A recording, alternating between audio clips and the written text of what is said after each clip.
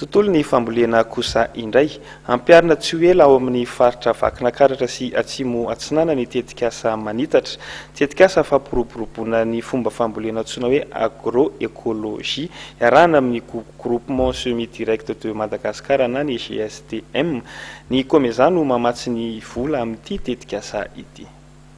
Vola mitetina $10,000 amerikana no namatsiany komesa ny tetikasa manitatra izay sahany groupement semi direct de Madagascar na ny GSDM tahatsaha manodidina ny 540 kosa no eritreretina azo tombontsoa amin'izy ity mitsinjara amin'ny faritra roa eto Madagasikara dia ny faritra Voany Andrefana sy Atsimo Atsinanana.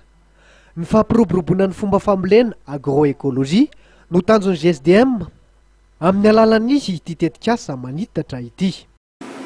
Tsy mahazo manao afaka manao série anao tsisy le maîtrise de l'eau ka raha everitsika hoe tonga lafatra izy any rehetrarehetra hoe vita ny réhabilitation amin'izao fotoana izao zany problème zao bailleur de fonds mihésité mihitsy financer an'ireny réhabilitation reny raha tsy arovana ny érosion amin'ny tanety. Zay le politique nationale le bassin versant périmètre irrigué hoe ianao sady manao réhabilitation manao série no miaro ny tanety ny fomba ahafahanao miaro ny tanety zay matetika amin'ny pente sy fragile be dia tsisy afa-tsy ny agriculture de conservation zay base ny agroécologie.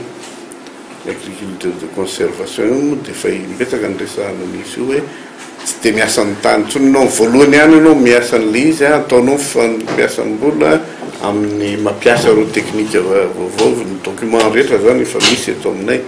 Tombontsoa maro no azo amin'ny alalan'ny fampiarana ny tetikasa manitatra sy ny agroécologie satria dia afaka ampitomboana hatramin'ny 700 isan-jato ny faritra ambolena. Mitombo avy-roeny ny isan'ireo tahatsaha-mpamboly mampiasa ny teknika moderna sy tsara ofana araka ny tetikasa BVPI. Ny 27 martsa ho avy izao no ampahafantarana amin'ny pomba ofisialy ny tetikasa manitatra any amin'ny faritra Voany Andrefana. Vokatry ny fiara-miasa amin'ny ministera amin'ny fambolena sy ny fampiroboroboana ny tontolo ambanivohitra sy ny fanohanan'ny Agence Française de Développement na AFD ity tetikasa manitatra ity.